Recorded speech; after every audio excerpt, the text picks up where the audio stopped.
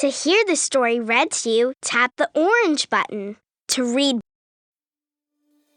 Tangled, Rapunzel's Challenge. Rapunzel skipped happily along as Flynn Rider guided her through the forest. She had finally left her tower and was traveling to the kingdom. "You know, Blondie," Flynn said, "the forest can be dangerous. It's no place for someone like you." "What do you mean, someone like me?" Rapunzel asked. "Anything you can do, I can do too." "In fact," she said, "I'll bet I can do it better than you." Flynn grinned.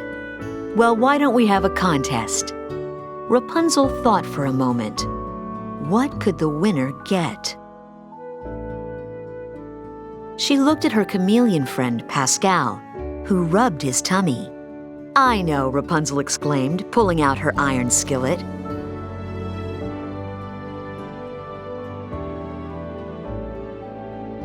"Whoever loses has to make the winner a snack." "You're on," Flynn said. Rapunzel asked what kind of contest he had in mind. Flynn chuckled. It didn't matter. Whatever challenge they decided on, he knew he'd win. He pointed to a tall tree. Rapunzel squared her shoulders.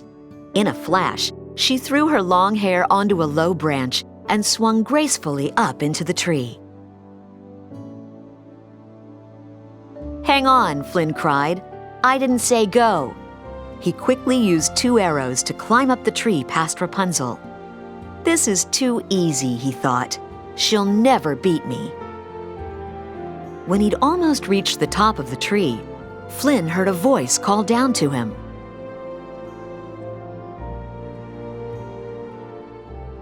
"Yoo-hoo, what took you so long?" Rapunzel was sitting on the top branch of the tree.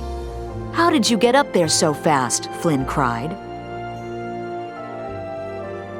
Rapunzel pointed to her hair. "You'd be surprised how much I can do with this."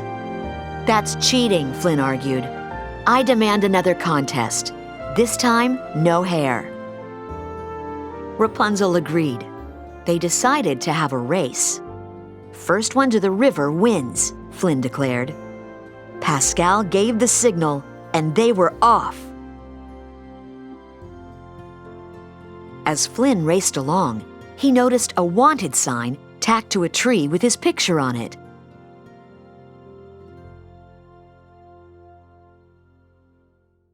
While Flynn was staring at it, Rapunzel sped right past him. Her gleaming hair trailed behind her. "I can't lose," Flynn thought. He doubled his speed and tripped over Rapunzel's hair. Before he knew it, he was completely tangled in her long locks. Rapunzel kept running to the river's edge. She won! "That wasn't fair," Flynn panted. "You used your hair again." "No, I didn't," Rapunzel argued. "I only used my legs." But Flynn insisted on one more contest. Flynn pointed to the river. "Let's see who can cross this first," he said. He jumped into the water. Rapunzel didn't know how to swim. How could she get across without swimming or using her hair?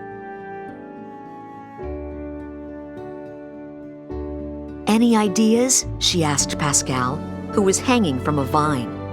The little chameleon shrugged. Then Rapunzel's eyes lit up. "That's it!" she cried. When Flynn climbed out of the river, Rapunzel was standing on the shore.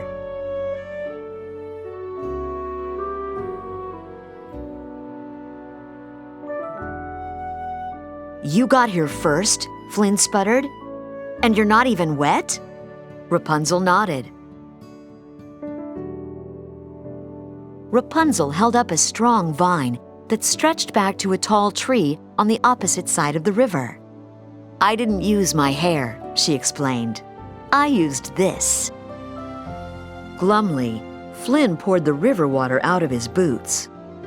"Fine, you win," he sighed.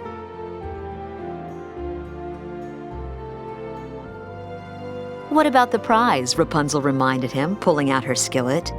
"You owe us a snack." "Well, what would you like?" Flynn asked Rapunzel. "Surprise us," Rapunzel answered excitedly. Flynn built a fire and gathered nuts and cherries to cook. Soon, delicious smells filled the air.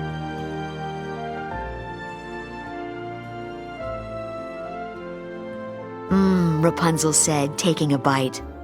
"You know, you might be almost as good at cooking as I am." Almost. The end.